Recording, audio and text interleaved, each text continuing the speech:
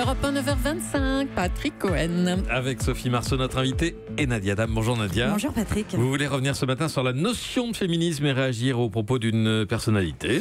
Oui, la séquence s'est déroulée vendredi sur le plateau de la chaîne CNews. Jean-Pierre Elkabbach a invité le producteur et agent Dominique Besnéard pour évoquer la mobilisation contre les violences faites aux femmes prévue pour la 43e cérémonie des Césars. Une mobilisation dont on espérait à ce moment-là qu'elle serait spectaculaire. Après la tribune Maintenant on agit qui était publiée dans Libération quelques jours plus tôt et l'exemple donné par Hollywood. Alors nos espoirs ont vite été douchés puisque hormis des rubans blancs, quelques furtives déclarations et des blagues hasardeuses, le harcèlement, le viol, les inégalités n'ont été que brièvement évoqués.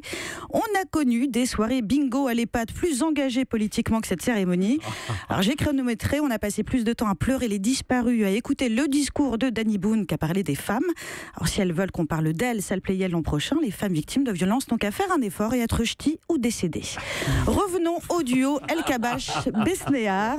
Alors que ce dernier est interrogé sur le thème après Weinstein, le ruban blanc du combat, voilà ce qu'il répondait. Alors que je suis féministe, que j'ai un rapport avec les femmes extraordinaire, quand je vois certaines journalistes qui disent un homme sur 3 est un prédateur, Caroline de Haas, là, moi j'ai envie de la gifler. Alors vous allez me dire, il n'est pas impossible. C'est pas le mot qu'on doit dire quand on aime les femmes. Que vous ne soyez pas le seul.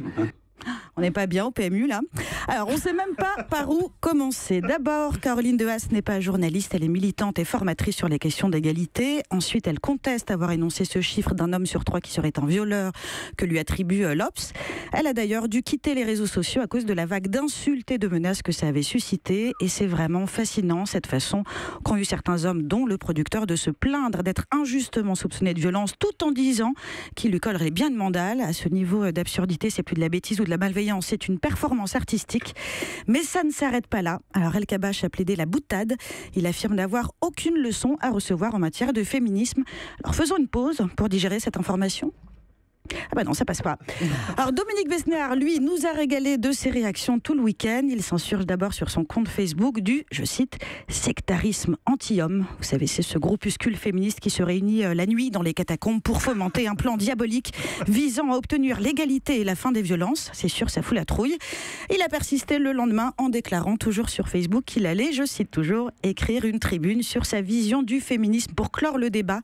Car c'est ce qui manquait à la France, une définition du féminisme par un homme tout fiéreux de vouloir gifler une féministe. Puis juste après, on demandera sa vision de l'élégance à Cyril Hanouna et sa recette de steak tartare à Émeric Caron. Alors Dominique Besnéard n'a toujours pas publié sa tribune. Ça tombe bien parce que depuis, il y a un autre extrait d'une autre interview donnée l'an dernier à la même époque qui nous est revenu en mémoire. C'est vrai que le film avec les deux jeunes Blacko, là, ça m'étonne pas qu'elles aient été au palmarès parce qu'elles sont absolument formidables. Parler de Divine, Douda Benyamina. Alors justement, vous trouvez que c'est je sais pas, non, j'avais pas. C'est plus joli que de dire Bamboula quand même. Allez Domi, fais d'une pierre deux coups et donne-nous ta vision du féminisme et du racisme. Nadia Dame, merci. Dans les images d'actualité du week-end, on a vu un panneau aussi contre la dictature féministe. C'était à la manifestation de soutien, enfin toute petite manifestation en soutien à Tariq Ramadan. Merci Nadia Dame, à demain. À demain. Europe.